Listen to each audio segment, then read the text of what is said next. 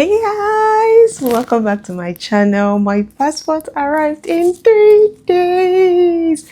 3 days. Like, I'm so excited. I'm so happy. Like, I wasn't expecting it to come that fast. So we submitted on Monday the 28th, and then on Friday our passport was ready.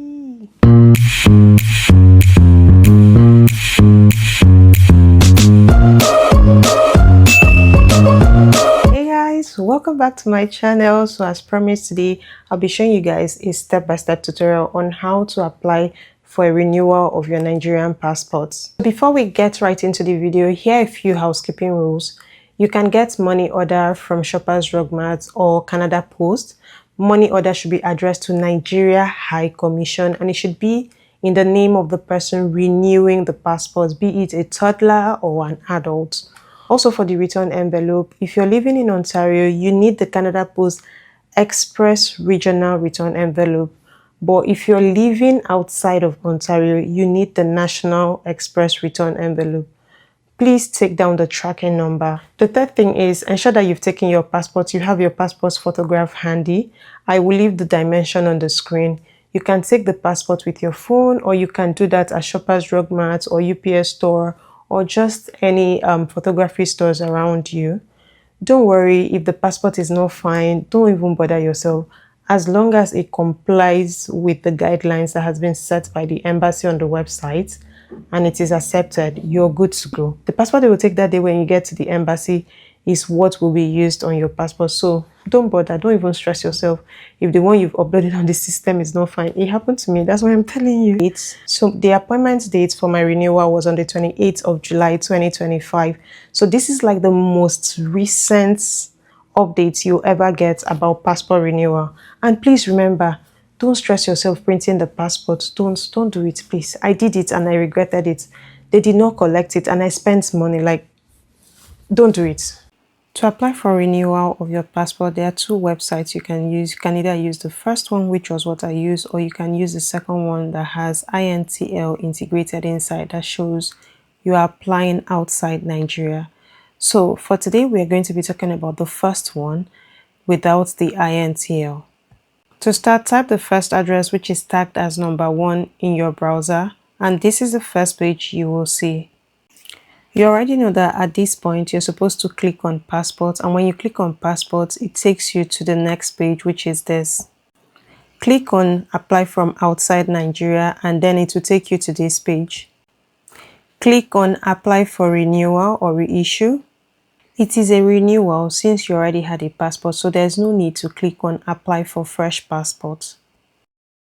Once you click on apply for renewal or reissue, it will take you to a new page where you'll be required to either sign in or create a new account. I just signed in using my Google account, so I didn't have to create another email because it's easier for me that way. Once you have either created an account or logged in using your Google by filling in your password, it takes you to the next page where it asks for specific details associated with your passport. So you'll be required to list your NIN, your date of birth, and then you click verify. If all the information you entered were correct when you verify, it will take you to another page that has basic information about your passport application, like your first name, your middle name, your place of birth, and every other information, and then you click confirm and continue. Only click confirm and continue if you confirm that all the information that you're seeing there is correct. Actually, for me, it was correct because I already have a passport, so I think yours should be the same too. But just to double check, always ensure you confirm before you click continue. The next page you see after this is the page that has to do with the date of birth on your current passport and your passport number. This is when you know you have started the journey. So just list this and then click on verify. If you've watched this video up to this point and you found this video very helpful, do not forget to hit the subscribe button if you've not subscribed to my channel. Just show me some love to encourage me to make more videos like this. Share this video to your friends who are currently thinking or planning to renew their Nigerian passports in Canada. Like this video, comment, and turn on your notification bell so you'll be the first to know when I post another video. And just in case, if you will need me to talk about anything else, let me know in the comment section. I am always there waiting to answer your questions. So now when you click on verify, the next thing you're going to see is the page where the information from your NIN is matched with the information from your passport. Information such as your name, your date of birth, and your current passport's number. Just that. And then when you confirm everything and the match shows green, green, green, all the green checks, you click on confirm and continue. Once you have clicked on confirm and continue, it will take you to the next page, which is like the very first stage for the whole application process. I know I said, oh, you have begun, but this is the first place you're going to see. So a lot of people make mistake here in choosing the option for renewal. I made the mistake, which is why I'm making this video. So there are 4 options. We have expired, page exhausted, we have damaged or lost, and we have lost replacement request. Initially, when I clicked on lost replacement request, when I got to the end, the document it asked me to actually upload were things I did not have. So instead, click on expired. Let me show you what I mean.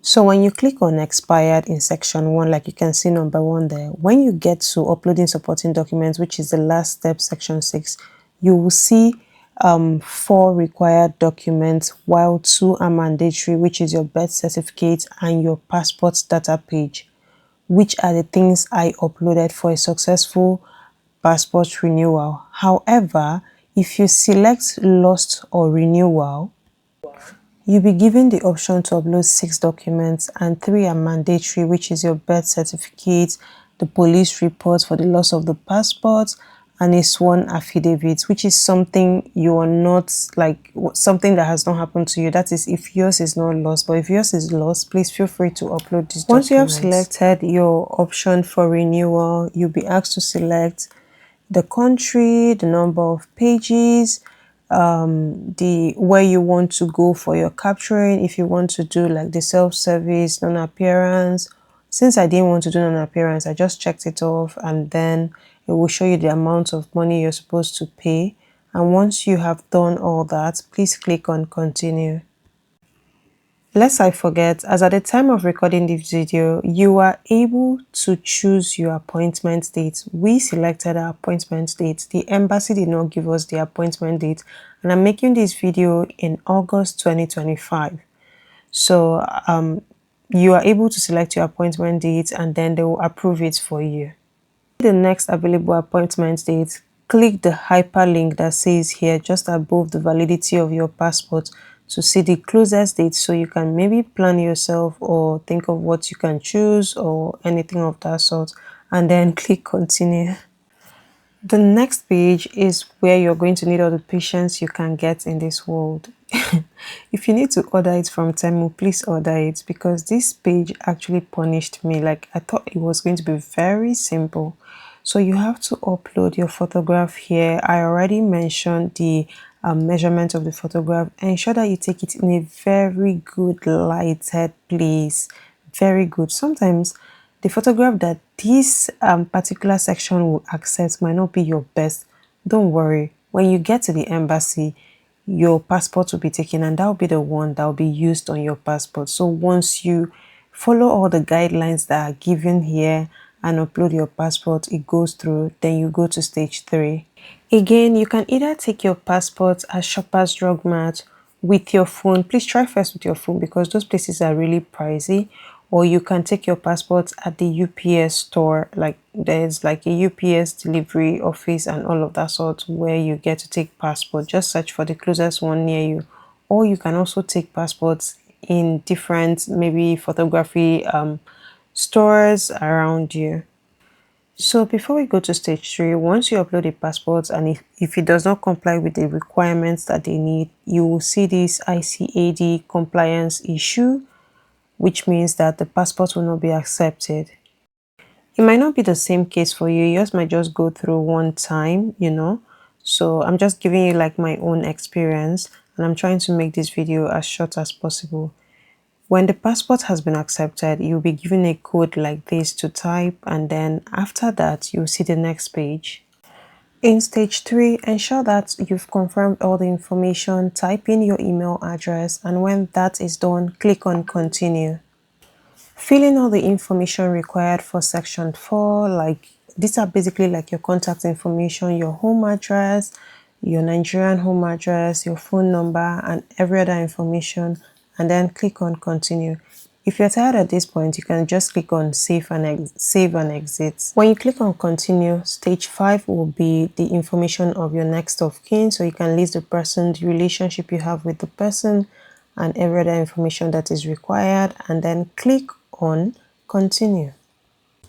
When you click on continue, stage 6 will be uploading documents. This is where I mentioned that you have to be very careful what you're choosing for the reason for your renewal. Is it lost or expired? So this is the stage where you upload all the documents and then click on continue.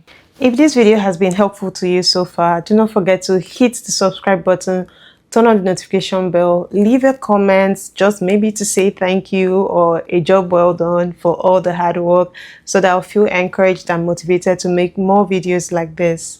Once you click on continue, it will take you to this next page. This next page is your standard application and it has all the information you have entered. For the purpose of security, I have blurred out my own section. And so when you look right down where the red arrow is pointing, we have the close button, the edit button, the confirm and pay later, and the submit and pay later. In this case, we will be doing submit and pay, not submit and pay later, sorry.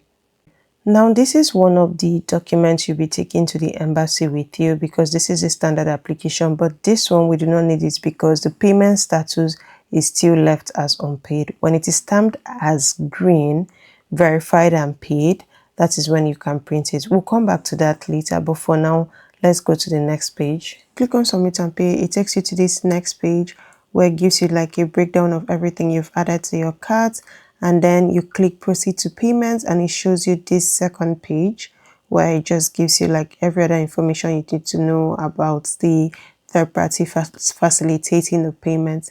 Somehow it was difficult for us to pay with our Scotiabank card. I don't know why this happened. I mean, I don't have any information about it, but then we tried other cards like CIBC and then the payments went through. This is not me discrediting Scotiabank. This is just my experience. As you already know, I love to share my own experiences. If you've experienced what I have just said, please let me know how you resolved it. Once you have clicked on make payments, a receipt will be sent to you, and then you move to the next stage, which is your application form again.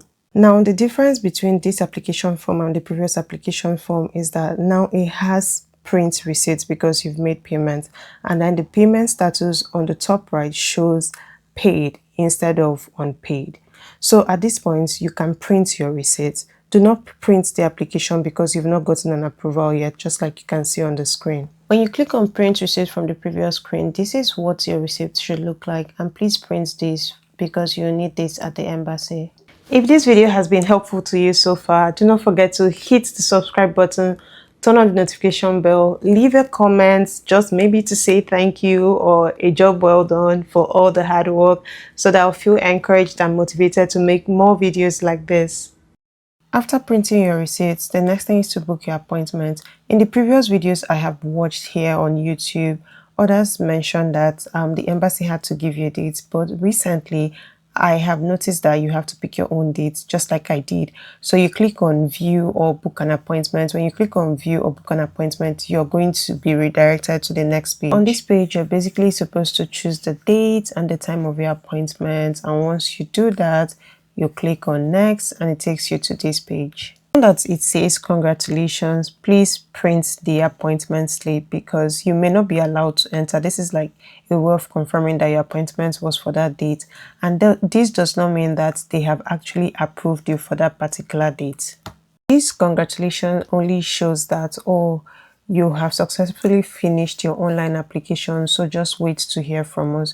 So after a few days, you should see this email from them saying, oh, your application has been approved, you're supposed to go to the center for capturing and blah blah blah. I basically printed this one as my confirmation from them, but it wasn't needed, they didn't need it, they returned it back to me. Once you've seen these emails, start booking your flights, start booking your bus tickets, your hotel rooms and everything. And I just want to put it out here that when you want to book your appointment, always ensure that it is not a public holiday. So I think on the website they use like the Nigerian dates. So if it's like a public holiday here in Canada, it may not actually reflect on the website. So please ensure that you're not booking your appointment on a Canadian holiday, because you know go see person for there. Now that you've gotten all this confirmation, the next thing you're going to do is print the application form, because at this point it has been approved and you've made payment. So there'll be 2 green stamps.